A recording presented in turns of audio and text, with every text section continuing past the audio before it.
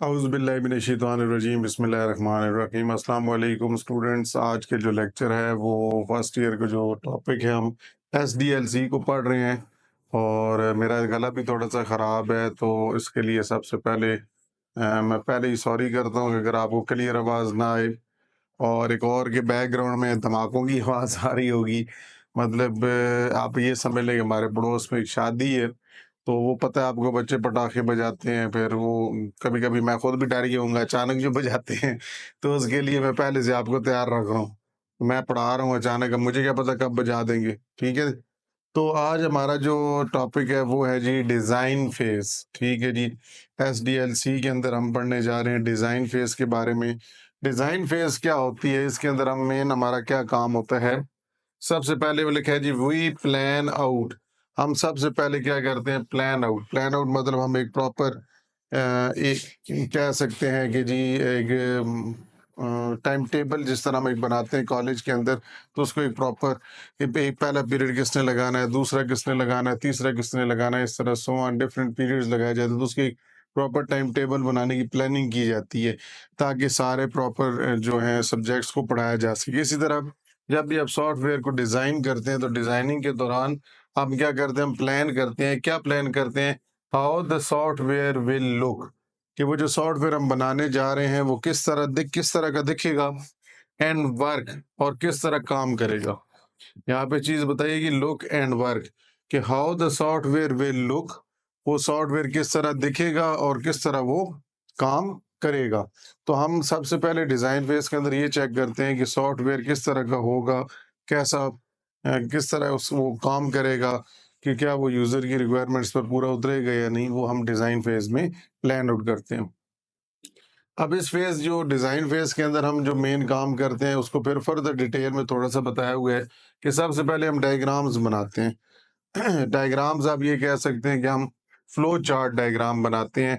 Different जो component होते हैं, सॉफ्टवेयर जो हम बना रहे होते हैं, वो डिफरेंट कंपोनेंट से मिलके बनता है। तो हम उसको ग्राफिकली रिप्रेजेंट करते हैं, हम उनकी डायग्राम्स बनाते हैं। इसलिए लिखा हुआ है to show how different parts of software. हम इसके अंदर ये दिखाते हैं कि किस तरह मुख्तलिफ सॉफ्टवेयर के जो हिस्से हैं, पार्ट्स हैं, विल कनेक्ट, एक दूसरे के साथ जुड़ेंगे, एंड वर्क टुगेदर, कि वो जो एक सॉफ्टवेयर हम डेवलप करने जा रहे हैं उसके जो कंपोनेंट्स हैं, उसके जो पार्ट्स हैं, वो किस तरह आपस में कनेक्टेड हैं, किस तरह वो काम करते हैं, उसको हम ग्राफिकली रिप्रेजेंटेशन ज़ाहिर करके दिखाएंगे, डायग्राम्स उनकी बनाएंगे, जिसकी एग्जांपल मैंने ली फ्लो चार्ट।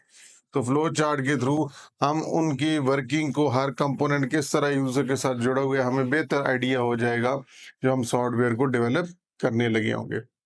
तो ये हम डिज़ाइन फेज़ में सबसे पहले डायग्राम्स को डेवलप करते हैं, बनाते हैं। फ्लो चार्ट की एग्जांपल मैंने आपके सामने दी।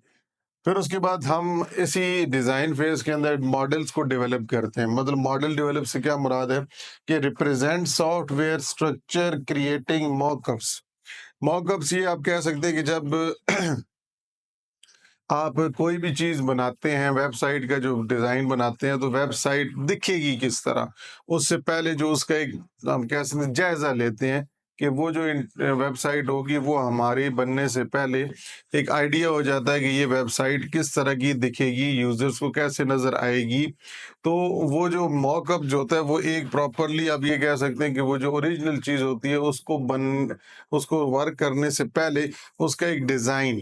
तो यहाँ पे हम क्योंकि ये डिज़ाइन पर फेज़ पे काम कर रहे हैं, तो यहाँ पे मॉकअप से मुराद है कि सॉफ्टवेयर का जो डिज़ाइन होगा, वो सॉफ्टवेयर दिखेगा कैसे? वो सॉफ्टवेयर किस तरह यूज़र को उसको देखेगा, उसके अंदर कौन-कौन से कंपोनेंट्स होंगे, वो कहाँ-कहाँ पे मौजूद होंगे, डिज़ाइन उसको कैसे किया जाएगा। तो हम यहाँ पे कह रहे हैं कि हम सॉफ्टवेयर का जो डेवलप करने जा रहे हैं उसका स्ट्रक्चर डिजाइन करेंगे कि उसके अंदर डिफरेंट उसका इंटरफेस कैसा होगा। क्रिएटिंग मॉकअप्स ऑफ इंटरफेस का मतलब है, इंटरफेस होता है कि जब वो सॉफ्टवेयर ओपन होगा तो फ्रंट एंड जो स्क्रीन होगी वो सॉफ्टवेयर की उस कैसी होगी, फिर जब वो उसके अंदर डिफरेंट सॉफ्टवेयर के अंदर मुख्तलिफ मेन्यूज में जाएगा, मुख्तलिफ ऑप्शंस में जाएगा, तो उसका इंटरफेस डिजाइन, उनकी स्क्रीन कैसे होगी, तो उसके बने बनाए मॉकअप्स होते हैं। मॉकअप्स मतलब पहले से बने बनाए उसका एक लेआउट होता है, एक डिजाइन होता है। How the program look like, कि वो प्रोग्राम किस तरह दिखेगा, एंड हाउ यूजर्स वर्क, और वो यूजर किस तरह काम करेंगे। देखिए यहाँ पे मेन चीज है कि how user work and how the program look like, कि वो जो सॉफ्टवेयर या जो प्रोग्राम आप बनाने जा रहे हैं वो दिखेगा किस तरह और किस तरह यूजर उसके ऊपर काम करेंगे। तो उसको एक पहले उसका एक डिजाइन बना दिया जाता है, एक मॉडल बना दिया जाता है, एक मॉडल बना के पेश कर दिया जाता है ताकि हमें एक आइडिया हो जाए कि किस तरह वो सिस्टम या वो प्रोग्राम काम करेगा। ठीक है जी। तो हम यहाँ पे मॉडल्स बनाते हैं, डिफरेंट हम स्ट्रक्चर जो होता है, जो प्रोजेक्ट के ऊपर काम कर रहे हैं उसका स्ट्रक्चर बनाते हैं, डिफरेंट उसके कंपोनेंट्स का। फिर उसके बाद हम प्लान करते हैं आर्किटेक्चर। प्लान आर्किटेक्चर से मुराद ये आर्किटेक्चर होता है कि उसके अंदर जो डिफरेंट कंपोनेंट्स हैं प्रोजेक्ट के, हम उनके बारे में स्टडी करते हैं कि वो कंपोनेंट क्या क्या काम करेगा और किस तरह वो मिलकर एक दूसरे के साथ कोऑर्डिनेट करेंगे। इसलिए मैंने इसके बारे में इतना नहीं लिखा कि ये आसान है कि जो भी प्रोजेक्ट बनाने जा रहे हैं, जो प्रोग्राम सॉफ्टवेयर बनाने जा रहे हैं, तो उसके जो कंपोनेंट्स हैं वो किस तरह एक दूसरे के साथ कोऑर्डिनेट करते हैं, कैसे मिल के काम करते हैं, वो हम इसके अंदर प्लान करते हैं। फिर हम रिक्वायरमेंट्स, स्पेसिफाई रिक्वायरमेंट से मुराद इसके अंदर ये है कि हम क्लियरली ये बताते हैं कि clearly about part of the project that what it to do. हम रिक्वायरमेंट्स के अंदर ये देखते हैं कि जो हमने प्रोजेक्ट के अंदर डिफरेंट कंपोनेंट्स से जो मिल के एक प्रोजेक्ट बन रहा है, वो हर कंपोनेंट क्या अलग अलग काम परफॉर्म करेगा, क्या वो उन रिक्वायरमेंट्स पर पूरा उतरेगा जो यूजर्स की नीड्स या एक्सपेक्टेशंस के मुताबिक है। क्या वो जो यूज सॉफ्टवेयर बनाया जा रहा है वो उसके अंदर जो डिफरेंट कंपोनेंट्स हैं वो जो टास्क परफॉर्म कर रहे हैं, जो फंक्शन परफॉर्म कर रहे हैं, जो भी एक टास्क को कंप्लीट करने के लिए फंक्शनैलिटी परफॉर्म कर रहे हैं, क्या वो यूजर की रिक्वायरमेंट्स को पूरा कर रहा है, जो रिक्वायरमेंट्स है उसके ऊपर अमल कर रहा है, कहीं रिक्वायरमेंट से हट के चीज तो नहीं बन रही।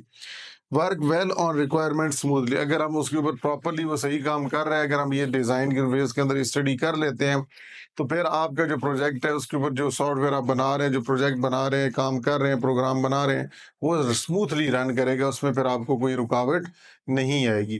तो आज का लेक्चर हम यहाँ पे इसको ख़त्म कर दें। लेक्चर था 1.1.1.1 जिसका नाम था डिज़ाइन फेज, SDLC का चैप्टर 1 में से। नई जो कंप्यूटर की बुक है, नया सिलेबस जो है, ये चैप्टर 1 मैं वो पढ़ा रहा हूँ।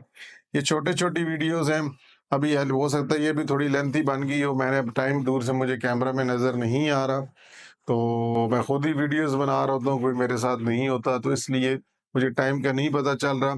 तो लिहाजा जो चीज़ मैंने बताई हैं इसको एक दफ़ा अगर आपको समझना है तो इसको वीडियो को दोबारा देखा करें। दोबारा देखने से क्या होगा कि आपको वो समझ आ जाएगी। ठीक है जी। तो वीडियो अगर आपको पसंद आती है, वीडियो को लाइक किए करें, कमेंट में बताया करें कि वीडियो के अंदर जो आपको डाटा प्रोवाइड किया जा रहा है वो समझ आ रहा है। ये बुक से रिलेटेड है, कोई मैंने अलग चीज़ नहीं लिखी। वो बुक प्रैक्टिकल मार्केट में अभी नहीं आई, पता नहीं कब आएगी, लेकिन जो PDF मेरे पास है मैं उसी से आपको ये पढ़ा रहा हूँ। तो इंशाल्लाह नेक्स्ट वीडियो में आपसे मुलाकात करते हैं। दुआओं में याद रखिएगा। अल्लाह हाफ़िज़।